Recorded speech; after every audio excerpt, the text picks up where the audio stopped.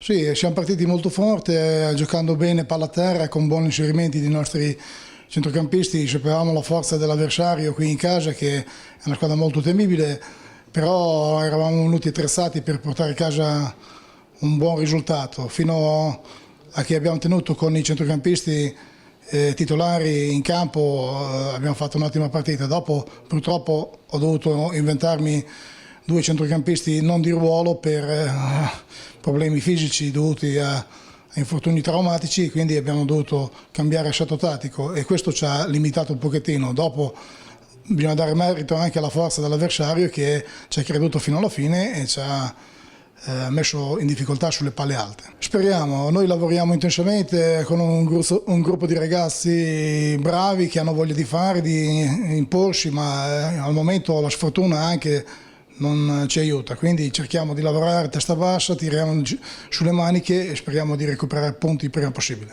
Il gol è stato semplice, è stato un calcio d'angolo sul quale mi sono buttato sulla palla e per fortuna è andata dentro. Ci voleva per il morale, per quello che non siamo riusciti ad ottenere in queste giornate, anche un po' per la sfortuna, un po' per gli episodi, ma non dobbiamo farne un alibi, ci voleva e basta, per tutto. Sì, ma non è il mio primo pensiero, il mio primo pensiero va sempre rivolto alla squadra.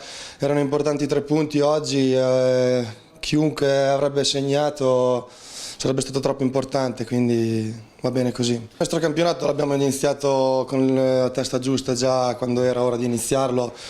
Siamo tranquillissimi, continuiamo a lavorare, pensiamo partita dopo partita e vediamo quello che riusciamo a prendere. Sì, poi per la situazione in cui veniamo, diciamo che gli episodi non ci stanno aiutando molto, ma anche oggi era una partita strana.